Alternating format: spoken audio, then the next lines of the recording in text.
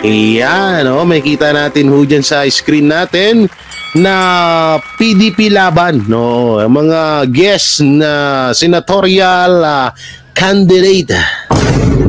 Ito, number 1 sa akin to, syempre, Pastor Apollo C. Quiboloy. Oh, yan ang isa sa mga napupusuan kong iboto. No, at ito pangalawa sa aking listahan na si Kong Rodante Marcoleta, at isa din ho sa napakagaling na congressman, no? At pumapangalawa sa aking listahan ay wala na ho. Ay, sorry.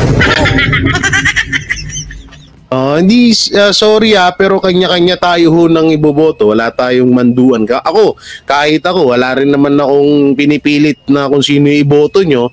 Pero kung halimbawa, kung gusto nyo sila Willie Ong, Chavit Singson, Attorney Vic Rodriguez, and Willie Revillame, choice nyo ho yan, sarili nyo yan. Kasi ako dito sa picture na nakikita ko, dalawa lang ang akin dito. Si Pastor Apollo Quiboloy and Kong Rodante Marcoleta. Yan lang ang napupusuan kong gustong iboto. Pero tignan natin pag nakumbinsi pa nila tayo. Bebe time muna. Bebe time, hayop ay magjowa.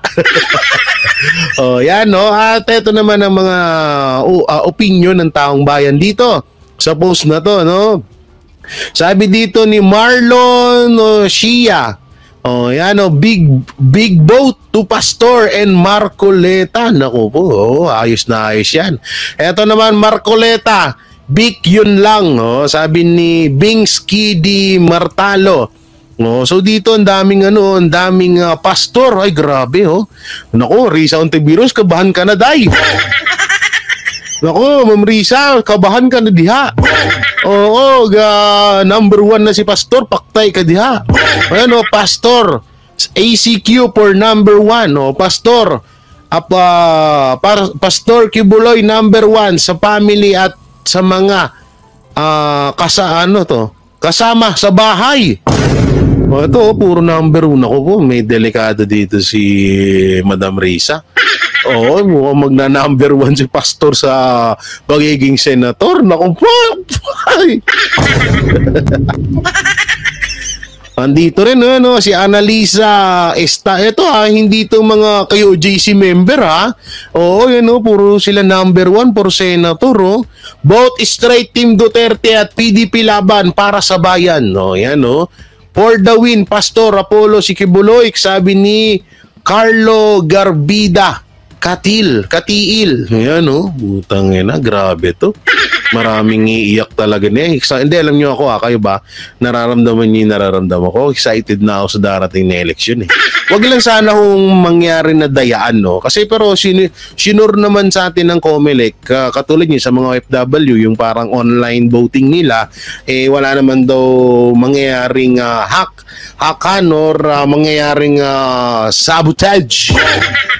Mangyayaring dayaan sa mga boto ng mga hero abroad, ng mga mahal nating OFW, So, sana magkaroon pa rin, hindi pa rin tayo nawawalan ng pag-asa na sana maging patas ang botohan at hayaan ho natin ang taong bayan ang magpasya kung sino ang kanilang ihahalal. Katulad doon ito, di ba?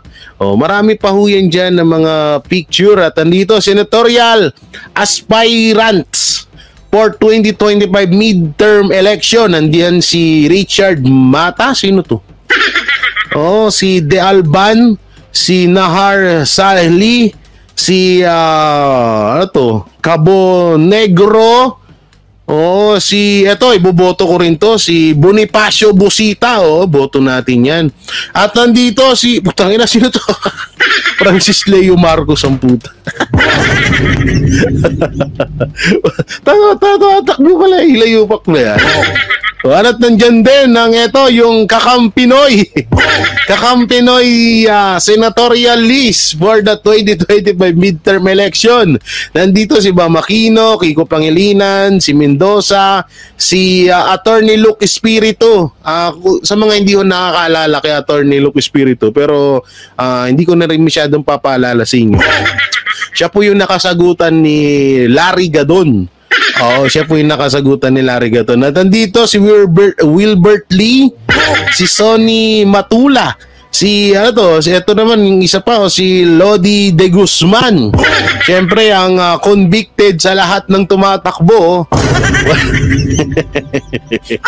Walang iba kundi si Franz Castro, ACT Teacher Party List. At nandyan din ang kanyang best friend na NPE na si Arlene Brosas. Daming tumatakbo ngayon. Ito naman yung Makabayan Black. Ayoko nang tignan niya, sagwa ng mga pagmumuka. Oo, so yan lang, no. Basta sa akin, number 1 natin si Pastor Apollo. Alam nyo, excited na ako kasi kung ano yung kagandahan, no, yung kagandahan na nagawa ni Pastor doon sa KOJC, maaaring niyang i-adapt yun pag naging senator siya. O, alam nyo, piliin natin yung mga taong talagang wala nang hahangarin sa ating gobyerno or wala nang parang hindi, parang kasi malabong magnakaw si Pastor dyan yung magnanakaw ng kaban ng bayan si Pastor. Kung doon lang sa KOJC dapat ginawa niya na yun dati pa, 'di ba? Pwede niya nang iwan yung mga member na sa sobrang yaman niya, pero hindi niya ginagawa yun. Tsaka yung pera ng KOJC sa lahat yun, no? Kasi yung iba kasi dyan sinasabi kay Pastor lang yung pera, kaya magkikitaan ni Pastor yung mga member, mga ulul. Hindi yun ganon, no? Yung kung ano yung pagmamayari ni Pastor, yun din yung pagmamayari ng buong KOJC. O, sa kanilang lahat yun. Kaya nga sabi ko nga, napakaganda ng desisyon ng KOJC at lalong-lalo na ni Pastor Apollo Sikibuloy na tumakbo siyang senador at talagang kailangan natin siya. So, eto na nga. Saan ba tayo magsimula? Kay Richard Gomez or kay Young Gun? Mas masarap siguro kay Young Gun muna. Medyo yung kay Richard Gomez eto po si Richard Gomez. Eto po yung isa sa mga bunsong mga isa sa mga baby crocodile. Eto mga itatanong kay ex-president Rodrigo Roa Duterte kung dadalo sa Quadcom. Tinitiyak na educated. Wow, educated. So ibig sabihin, ninamin na pala ni Gutierrez na hindi educated yung mga tanungan ng mga kasama niya. Ganun ba? Ganun ba yun? Hindi, nagtatanong lang naman. Mas siguro masama magtanong, di ba? Di ba? Wala mo siguro masama magtanong. Oo, kasi dito nga educated daw ang tanungan kay yung mga itatanong kay PRRD. So ibig sabihin, lahat pala bagay, totoo naman, halos lahat ng napapanood namin, wala naman talaga sa ayos. Kung ba naman tanungin, kumakain ka ba ng hopya? Alis guo. So nakita ng ganun, talungin mo yung nasa hearing kayo kung makain ng hopya. Ngayon na hindi kumakain ng hopya yung tao, kung ano pinagsasabi ni Bishop Benny. Natatawa ako nung nakaraan Ngayip na yun, nagdasal dun sa nag-misa dun sa hearing May paganyang, hindi, doon naman, wala hong masama doon na mag-share ka ng payo ng Panginoong Diyos o kung ano man yung relihiyon mo. Sabi ko nga sa inyo, nirespeto ko lahat ng relihiyon dito sa bansang Pilipinas. Kaso nga lang, bago ka sana mag-share ng salita ng Diyos, lalong-lalo na sa hindi naman simbahan or katulad yan yung hearing sa dyan sa committee hearing, sana tignan mo muna yung sarili mo kasi kumukonekta yan sa kumukonekta ho yan sa pagkatao mo. Para makumbinsi mo ang taong nakikinig sa iyo, kailangan makita nila yan sa sarili mo. Ano bang nakikita mo? Ano bang nakikita ng tao kay Kabeni? 'Di ba? Ganun yun Kung kahit anong says, kahit ilang page pa yung sabihin mo dyan na utos ng Panginoon Diyos, kung nakikita ng taong bayan na palyado ka, yung mismong nagsasalita ng kautusan ng Diyos, hindi rin nila yung papakinggan. Katulad ko, wala akong pakialam sa sinabi mo. Gago! Kasi nga, alam ko na may iba kang karakas, na may hindi ko nakikitaan na para yung sinasabi ng Panginoon Diyos, yung sinasabi mo, okay yun. Pero ikaw mismo na nagbibigay ng payo na yun, walang ka kulay-kulay, walang kalutay-lutay. Para kang kangkong na ibinabad ng 3 oras sa mainit na tubig. Gago! Ganun kalanta. 'Di ba? Sana ka, Benny, kapag ganun, ayusin mo muna. At sa iba dyan, no, ayusin nyo muna yung sarili nyo, ayusin nyo yung personalidad nyo bago kayo magbigay ng kautusan ng Diyos. Kasi sayang eh. Oo, kasi kung magbibigay ka ng ganun, hindi rin i-accept ng iba kasi nga nakikita nila na wala ka rin sa ayos.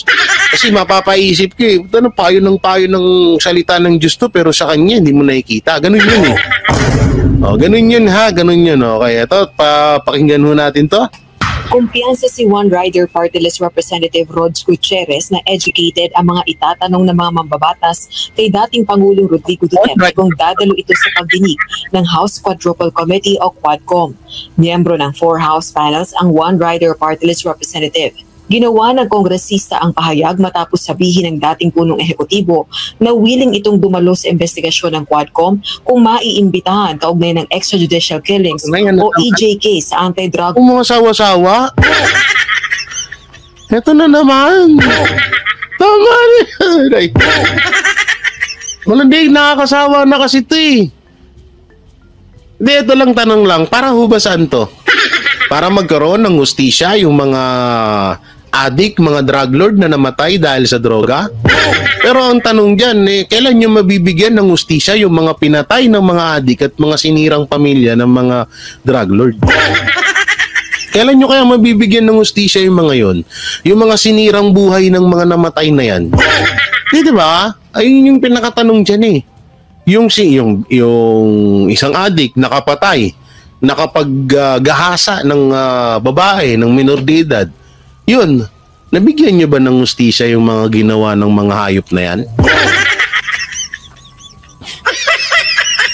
Ayun yung katanungan dito eh. Kaya sabi ko, ba't ganun? Sabagay, kung naka-script naman. War ng kanyang administrasyon. Gayunman, umaasa ang dating punong ehekutibo na educated questions ang ibabato sa kanya ng mga kongresista. Wow. And I would like to think, hindi naman ito siguro bias, I would like to think na educated naman yung questions ng ating mga... Kaso, Representative One Rider Party List Gutierrez, kaso kahit sabihin mo yan eh, kaso gas-gas na kasi. Napanood na namin eh, na may mga alien language, alien question yung mga kasamaan mo. Sige, sabihin na natin labas ka doon sa kanila, pero alam naman namin eh, yung patutunguhan yan eh, na hindi nyo napapakawalan si Duterte. Gago! Di, alam na namin yan eh, medyo alam na namin yung karakas nyo eh, yung medyo na pipidrik, pidrik, anong tawag doon? Napipidrik, tama ba ako? Nabubulol ako. Nahuhulaan na ho namin yung mga maaaring mangyari. No? Tsaka ito kasi, nagsasayang lang talaga kayo ng pera dyan. Yung ginagastos dyan sa mga hearing na yan, pera ng taong bayan yan eh. Okay sana kung makakatulong yan yung ginagawa nyo. Bakit? Ito na lang, tanong. Kapag halimbawa bang naitanong nyo kay PRRD lahat ng gusto nyong itanong, bababa na ba yung mga bilihin? Uunlad na ba ang Pilipinas sa mga distrito nyo? Yan lang, tanong lang. Diba? Kasi paulit-ulit na eh. Kasama po sa committee. Naniniwala naman ang kongresista, mahalaga ang testimonya ng dating Pangulo sa Quadcom. Dinadawit si former President Duterte sa umano'y kill order laban sa 3 Chinese drug lords sa Davao Prison and Penal Farm noong August 2016. Lumabas din sa huling pagdinig ng Quadcom noong September 27 na may pinag-usapan umanong Davao template sa meeting ng dating presidente at ilang miyembro umano ng PNPA Class 96 at 97 bago nangyari ang sunod-sunod na patayan sa mga bilangguan sa Bicol, Leyte at Parañaque. Well, I think it would be very important when the time is right. Ang nakita ko po, just although the person... Papasikat lang kayo eh. Ang galing, no? Dati, ang strategy ng mga politiko para mapansin ng sambayan ng Pilipino, yung iba gumagawa ng issue. Yung iba naman, todo pasiklab. Todo tulong, ganun. Ngayon, hindi na eh. Kapag gusto mong makilala ka ng sambayan ng Pilipino, banatan mong Duterte. Hindi, yun naman talaga eh. Yun naman nakikita ko eh. Diba? Katulad niya, nila Kimbo, di naman natin kilala yan. Si Benny, hindi naman natin kilala yan. Ito, hindi naman natin kilala to. Inan to. Diba? Hindi naman natin kilala yung mga yan. Pero nakikilala natin sila dahil sa pamamagitan ng pagbanat nila or pagbatikos nila sa mga Duterte. Ganun yun eh. Katulad lang nung iba dyan, no? Marami tayong nakikilala na hindi talaga natin nasusubaybayan, na noon pa man nakita na wala. Kaya lang naman natin nakilala tong mga to dahil sa mga Duterte. Kaya yun ang gustong-gusto nila. Nai-expose sila at nakikilala yung mga pangalan nila. No, syempre ang mga Pilipino, may ano yan eh. May tawag dito, may ugaling alam mo yung manghalungkat. Kalkal ng mga baho. Ugali na nila yun eh. So ngayon, ang ginagawa ng ibang mga, yun nga lang, hindi nakapag-prepare ang ibang mga buhaya. Kasi ang gusto kasi mangyari ng iba dyan, sa nakikita ko ang gusto mangyari ng iba dyan is kapag gusto nilang, pag nakilala sila, pag binatikos nila yung mga Duterte, so aalamin kung saan sila, kung sino ba sila. At number one, yung mga project na nagawa at kung okay ba to. May ganyan ugali yung ibang mga Pinoy. Kaso yung iba, katulad ng nila Benny, nila Kimbo at yung iba pang congressman, congresswoman na hindi nakapaghanda, nakalkal yung baho nila. Nga yung baho na na yung mga mamahaling relo, bag, tsaka sasakyan. Hindi lang sila masyadong naging prepare doon. Pero yung ibang mga congressman naman kinahangaan, katulad yan ni Rodante Marcoleta, 'di ba? Na talagang kinahangaan ng iba't ibang mga Pilipino dahil nga sa pagiging bukod po sa hindi niya binabanatan ng mga Duterte, kasi wala naman kasi dapat ibanat sa mga Duterte. No? Bukod ho doon, alam naman ho natin na si Dante Marcoleta ay talagang napakatalino at napakagaling na congressman. Dahil nga ang pinaglalaban niya katulad yan sa about, tsaka walang kinikilingan. Katulad doon yan, yung hinahanap namin. O baka pwedeng pag-usapan nyo naman yung 6 trillion na budget ng Pilipinas. Yung 500 billion na ipinamudmud daw sa inyo. Yun ang bali-balita. Pinamudmud daw sa inyo para maging project nyo or gagawing para sa mga project nyo daw yung pera na yun. Bakit hindi yun na pag-uusapan? At kung ano ba ang nangyari sa pera na yun? Yun eh. Ngayon, diba, nalaman natin kay Marcoleta na about na mayroon palang ganung pera na natanggap na mismo. Yung 6 trillion na yun. Sabi mo, 6 trillion po yun hindi po billion. O sa mga hindi nakakalam search nyo na lang. Napag-usapan na rin natin nung mga nakaraan yun So ayoko nung balikan. So tuloy natin to. The name has been mentioned every now and then. If we see parang malayo pa po, nababanggit from the bottom level straight up to the top. So I think what you'd notice with the quad, what we're trying to uncover, talagang hindi siya yung just because nabanggit yung pangalan, isasangkot na kaagad. We try to establish the base first. And I think that's... Wow! Kaya pala yung testigo nyo, si Kerwin drug lord. Why with this quad hearing, we expect first to fully thresh out yung dun sa baba. That's why I believe, as to the question... I believe I can fly.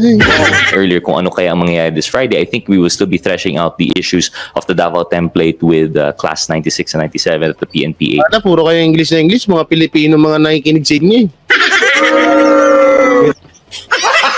Gago! Ito, busit yung mga congressman Ako nag-a-adjust sa inyo. Pag Tagalog kayo, hoy.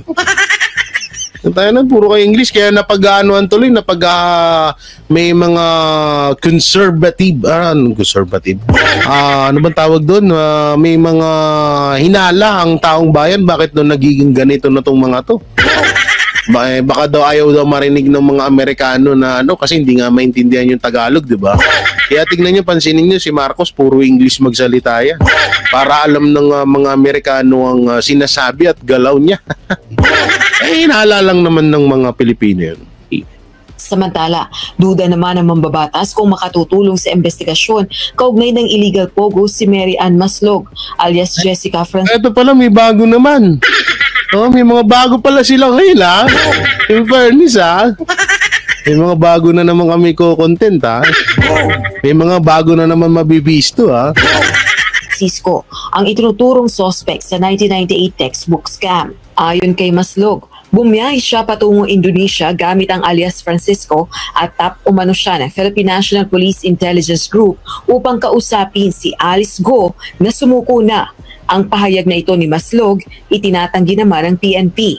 Iginiit ni Senator Bato de la Rosa na may nakarating umanong impormasyon sa kanya na may tao sa Malacanang na nag-uutos umano kay Maslog upang idawit sila ni dating Pangulong Duterte sa illegal pogos. Bagay na pinagdududahan ni Congressman Gutierrez. Ano pa sasabihin yan? Sure if Ms. Maslog would even have the personality to talk about Pogo. I think those are the first things that come to mind for me po, no? So I would be hard-pressed to believe that there would be any linkage. And di mo pala masyadong kilala, ba't duda ka? If there's no linkage... duda kung makakatulong si Maslog investigation ng Pogo. Sabi niya, hindi niya daw masyadong bago daw sa kanyang tapos ngayon duda ka. So why would she be tapped, no? Rosa Licoz, UNTV News and Rest. Ay, no po. Dito naman tayo kay